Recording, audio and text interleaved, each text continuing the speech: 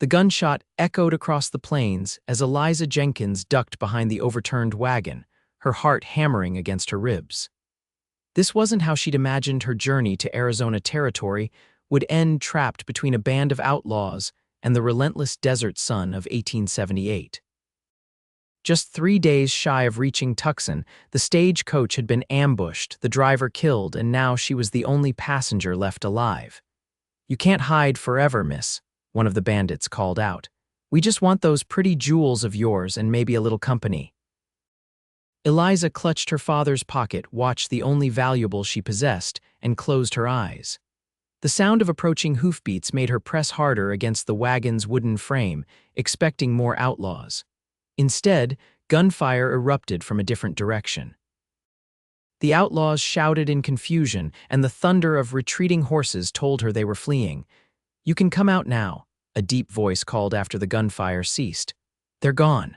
Cautiously, Eliza peered around the wagon. A tall man sat atop a chestnut stallion, rifle still in hand, scanning the horizon to ensure the bandits were truly gone.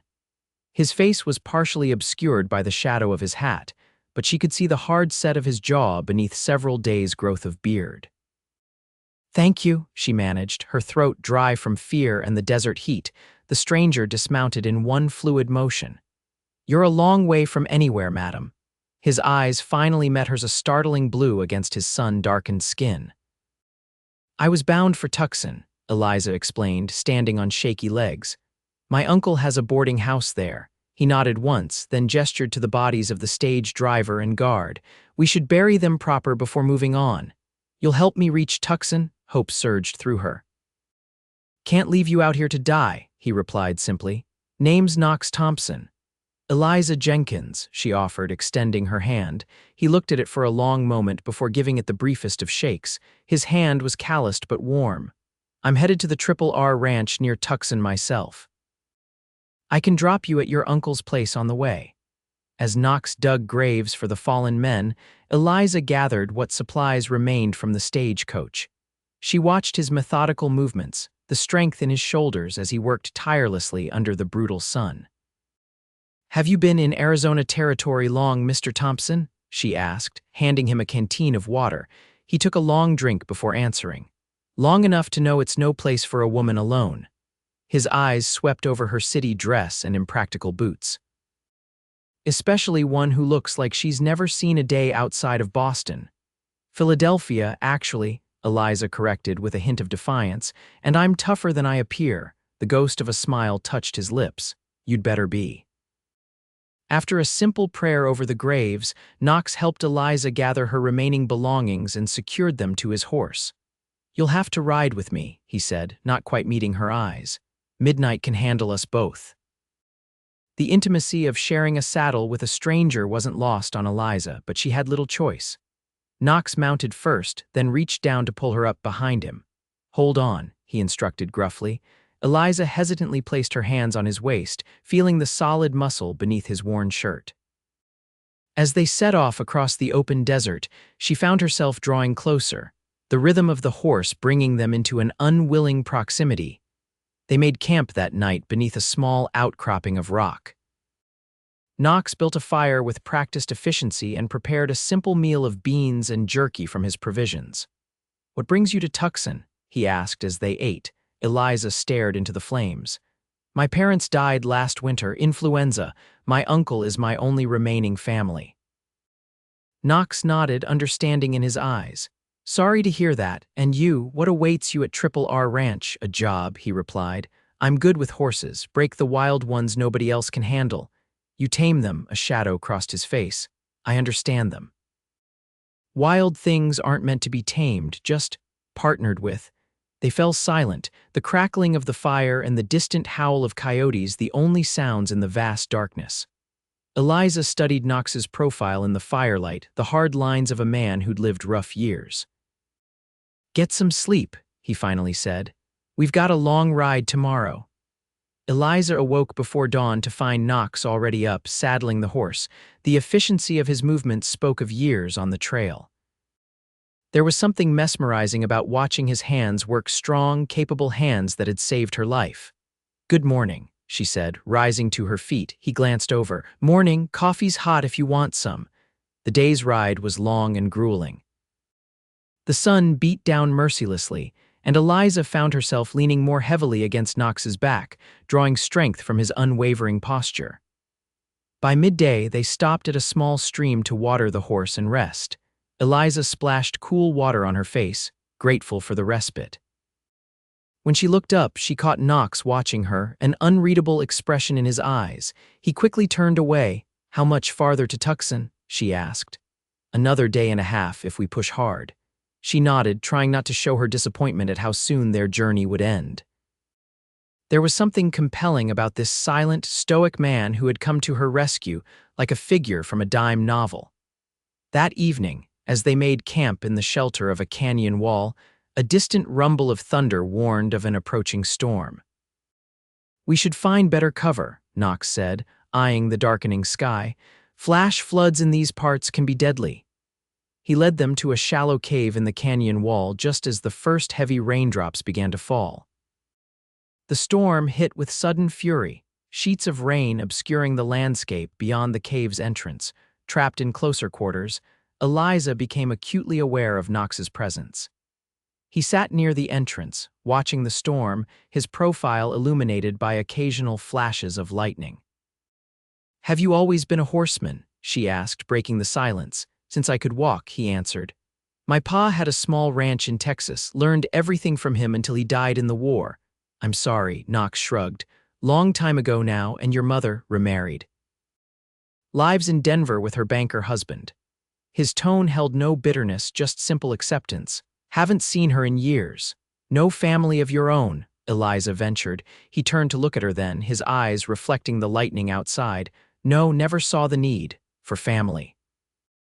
For getting attached to anything that can be taken away." The raw honesty in his voice stirred something in Eliza. "That's a lonely way to live, Mr. Thompson." "It's a safe way to live," he countered. "Out here, attachments are liabilities." "Or they're what make life worth living," she challenged softly. Knox didn't respond, but something shifted in his expression. He turned back to the storm, but Eliza sensed he was still listening, still considering her words. The next morning dawned clear, the desert washed clean by the storm. As they rode, Eliza noticed Knox was less rigid beneath her hands, occasionally pointing out landmarks or naming distant mountain ranges. Small offerings of conversation that she treasured. By midday, they encountered another rider, a weathered man with a gray mustache who introduced himself as Hank, foreman of the Triple R. "Knox Thompson?" Hank exclaimed. "We weren't expecting you for another week." His eyes shifted curiously to Eliza. "Ran into some trouble," Knox explained briefly. "Miss Jenkins was on a stagecoach that got ambushed. I'm seeing her safely to her uncle's in Tucson." "Well, you're only about 4 hours from town now," Hank said. "I was headed that way myself to pick up supplies." "Happy to escort the lady if you want to head on to the ranch." Knox hesitated, and Eliza felt her heart sink at the thought of parting so soon. To her surprise, Knox shook his head. "I gave my word I'd see her to her uncle's door," he said firmly. "I'll be along to the ranch tomorrow." Hank nodded, a knowing smile beneath his mustache. "Suit yourself. I'll tell the boss you'll be a day late." As they continued toward Tucson, Eliza found herself searching for ways to extend their journey, to hold onto these moments with a man who'd begun as a stranger but now felt impossibly important. "Your friend seemed surprised you'd delay your arrival for me," she commented. Knox adjusted his hat. "A man's word should mean something." "Is that all it is? Your word?" He didn't answer immediately, and when he did, his voice was quieter. "No, not all." Those 3 simple words sent a flutter through Eliza's chest that had nothing to do with the rocking motion of the horse. Tucson appeared on the horizon late that afternoon, a dusty collection of buildings shimmering in the heat. Eliza gave directions to her uncle's boarding house on the town's eastern edge, each instruction bringing them closer to their inevitable parting. The boarding house was a 2-story adobe structure with a wide porch. As they approached, a man who could only be her uncle emerged, his face lighting with recognition. "Eliza, thank God," he rushed down the steps. "We heard about the stage being ambushed. I feared the worst." Knox helped her dismount, his hands lingering at her waist a moment longer than necessary. She turned to face him, suddenly at a loss for words. "Thank you, Mr. Thompson. I wouldn't have survived without you." He nodded, his eyes holding hers. "You're safe now, and you'll go to your ranch." "At first light tomorrow." He glanced at the setting sun. "Need to find a place for the night." Eliza's uncle stepped forward. "Nonsense, you saved my niece's life. You'll stay here as my guest, I insist." Knox looked ready to refuse, but something in Eliza's expression made him reconsider. "Much obliged, sir." That evening, after Eliza had bathed and changed into clean clothes borrowed from her aunt, she found Knox alone on the porch, watching the stars emerge in the desert sky. "It's beautiful, isn't it?" she said, joining him at the railing. "Different from back east, I imagine." "Everything is different here." Eliza turned to face him. "Including me, I think." Knox studied her. "How so?" "In Philadelphia, I was always exactly what was expected, the proper daughter, the dutiful niece. Out here." She gestured to the vast landscape beyond the town. "Out here, I feel like I could become someone true to myself." "And who might that be?" Eliza smiled. "I'm not certain yet, but I look forward to discovering her." A comfortable silence fell between them until Knox finally spoke. "I should thank you." "For what?" "Reminding me there's more to life than just surviving it." The simple admission touched Eliza deeply. "Will you come back to Tucson?" she asked, unable to hide the hope in her voice. "The ranch is only half a day's ride," he replied. "I could check on you, make sure you're settling in all right." "I'd like that very much." In the soft glow of the porch lantern, something unspoken passed between them, a connection neither had anticipated but both now acknowledged. True to his word, Knox departed at dawn the next morning, but not before promising to return in a week's time. Eliza watched him ride away, already counting the days until she would see him again. The week passed slowly as Eliza adjusted to life in Tucson. She helped her aunt with the boarding house, met the regular boarders, mostly miners and cattlemen, and began to learn the rhythms of the frontier town. But always, her thoughts returned to Knox Thompson. When Saturday arrived, Eliza found herself watching the road from town, her heart leaping at every approaching rider. It was nearly sunset when she spotted the familiar figure on his chestnut horse. Knox had bathed and shaved, his strong jaw now visible beneath the shadow of his hat. He'd even donned a clean shirt, though he looked somewhat uncomfortable in it, like a wild creature in unfamiliar surroundings. "Miss Jenkins," he greeted her, dismounting. "Mr. Thompson," she returned, unable to contain her smile. "You came back," said I would. His eyes softened as they took her in. "How are you finding Tucson?" "Growing fond of it," she admitted, "though I've yet to see much beyond the boarding house." "I could show you around tomorrow if you'd like. There's a church social after the service." The invitation surprised and delighted her. I'd be honored. That evening, Knox joined the family for dinner, answering her uncle's questions about the Triple R Ranch and listening attentively to her aunt's stories of early Tucson. Eliza watched him throughout the meal, noting how he carefully held his fork the way her aunt did, how he waited for everyone to be served before beginning. Small gestures that revealed his desire to fit into her world. The next day, Knox arrived in a wagon rather than on horseback, explaining that he thought it might be more comfortable for her. They attended the simple church service together, sitting side by side in the wooden pew, their shoulders occasionally brushing. Afterwards, at the social, Knox stood somewhat awkwardly at the edge of the gathering until Eliza took his arm and introduced him to the townspeople she'd met. "You seem uncomfortable," she observed as they stepped away from a group of chattering women. "Not used to so many people," he admitted. "Or being introduced as a hero. But you are, you saved my life," he shook his head. "I did what anyone would do." "No," Eliza said firmly, "not anyone, you." Their eyes met, and for a moment Eliza thought he might say something more. Instead, he offered his arm again. "Would you like to see the rest of Tucson?" He drove her through the growing town, pointing out landmarks: the courthouse, the mercantile, the saloon he advised her to avoid, and finally, a small hill overlooking the settlement. "Best view in the territory," Knox said as he helped her from the wagon. They stood together, taking in the panorama of desert and mountains beyond the cluster of buildings that was Tucson. "It's magnificent," Eliza breathed. Worth fighting for, Knox agreed. Worth living for. Something in his tone made her look at him. You sound like you've found something here. Maybe I have. His eyes held hers, and for the first time since she'd met him, Knox Thompson looked uncertain. In the weeks that followed, Knox made the ride from the Triple R to Tucson every Saturday without fail. Sometimes they attended town events, other times they simply rode out to explore the surrounding countryside. Eliza learned that, beneath his taciturn exterior, was a man of deep thought and surprising gentleness. He taught her to ride properly, to read the weather from the clouds, to spot the hidden beauty in the harsh landscape. And Eliza found herself falling in love with both the territory and the man who was showing it to her. One evening in late summer, as they sat on the boarding house porch watching a spectacular sunset paint the desert in gold and crimson, Eliza gathered her courage. Knox, she began, may I ask you something personal? He nodded, his eyes still on the horizon.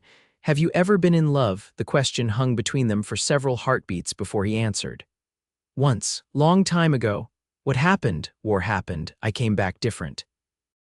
She married someone else. His voice held no bitterness, just a matter-of-fact acceptance that made Eliza's heart ache for him, and since then, Knox finally looked at her. Haven't let myself get close enough to find out. Why not? Told myself I didn't need it, that kind of attachment. It makes a man vulnerable. All the best things in life involve some vulnerability, Eliza said softly. Maybe. His gaze was intense now, searching. What about you? You ever been in love? Eliza Jenkins, her heart hammered in her chest. I am now. The simple declaration hung in the air between them. Knox's expression shifted, something raw and hopeful breaking through his carefully maintained reserve. Eliza, the boarding house door opened, and her aunt stepped out. Eliza, dear, could you help me with the evening meal? The moment broken, Eliza rose. Of course, Aunt Martha. Knox stood as well. I should be getting back to the ranch before dark. Will you come again next Saturday? Eliza asked, unable to keep the hope from her voice. He nodded, his eyes conveying what he couldn't say aloud. I'll be here. But the following Saturday, Knox didn't come. Nor the next. 2 weeks of watching the road left Eliza sick with worry and heartache. Had her confession frightened him away? Had he decided that whatever was growing between them wasn't worth the risk? On the third Saturday, just as Eliza was losing hope, Hank from the Triple R rode up to the boarding house.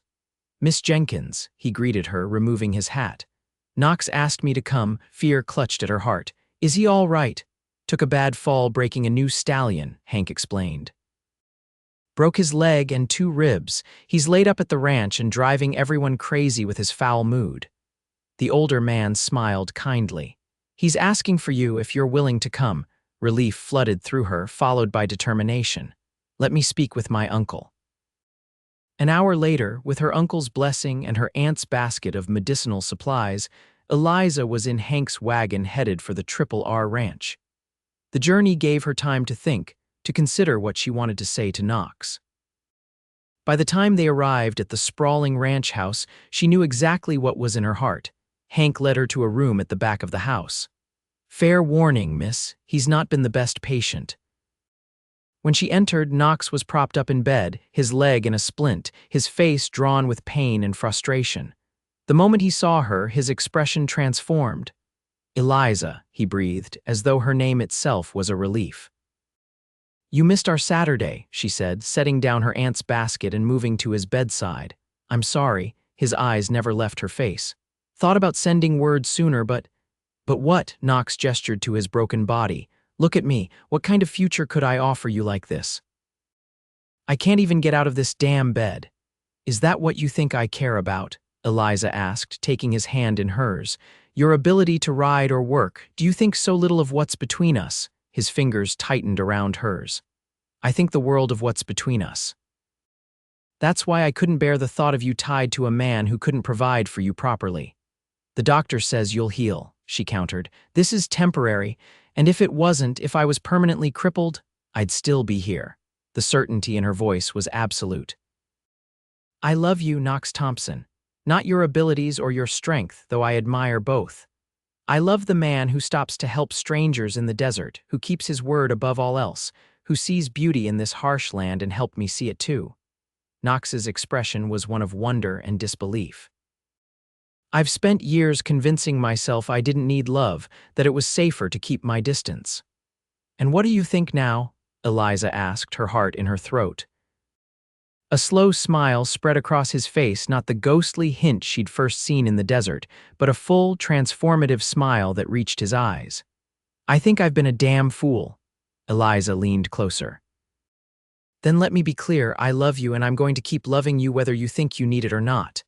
The cowboy told her he didn't need love, Knox murmured, reaching up to touch her cheek. She smiled. "Then you don't mind if I give it anyway?"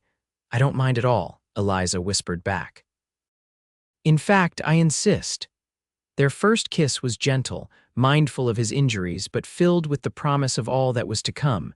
In the months that followed, as Knox healed, Eliza divided her time between the boarding house and the Triple R. She learned the workings of the ranch, made friends with the cowhands, and discovered a natural affinity for the horses Knox so loved. By the time winter came to the territory, bringing cooler days and crystal-clear nights, Knox was back on his feet with a slight limp that the doctor assured would eventually fade. On Christmas Eve, with a dusting of rare snow on the desert beyond the windows, Knox took Eliza for a short walk beneath the stars. Despite the cold, he seemed determined to show her something. They stopped at a small rise overlooking the main house and outbuildings of the Triple R. "The boss has asked me to take over as foreman," Knox told her. "Hank's retiring come spring." "That's wonderful news," Eliza said, genuinely pleased. "You've more than earned it. There's more." Knox pointed to a cleared area not far from the main house. "See that patch of land there? The boss says I can build my own place. A home." The word hung in the air, weighted with meaning. Knox turned to face her fully, taking both her hands in his. "I never thought I'd want this," he said, his voice rough with emotion. "A home, a future, someone to share it all with. I told myself I didn't need love."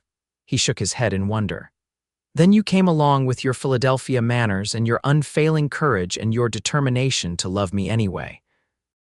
Eliza felt tears gathering in her eyes as Knox lowered himself carefully to one knee, wincing slightly from his still healing leg. "Eliza Jenkins, I was wrong. I need love. I need your love specifically for the rest of my days." He pulled a small ring from his pocket, a simple silver band with a turquoise stone.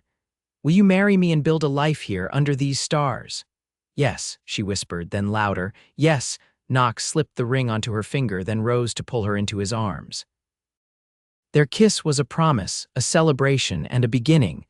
They were married in the spring of 1879 in the small Tucson church where they'd attended their first social together. The whole town turned out, along with the entire crew of the Triple R. Eliza's aunt wept joyfully, and her uncle gave her away with pride shining in his eyes. By summer, their small house on the Triple R land was complete, a sturdy adobe with a wide porch where they could watch the sunsets together. Knox's work as foreman kept him busy, but he always found time to ride with Eliza in the evenings, showing her new wonders in the landscape she had come to love as deeply as she loved him.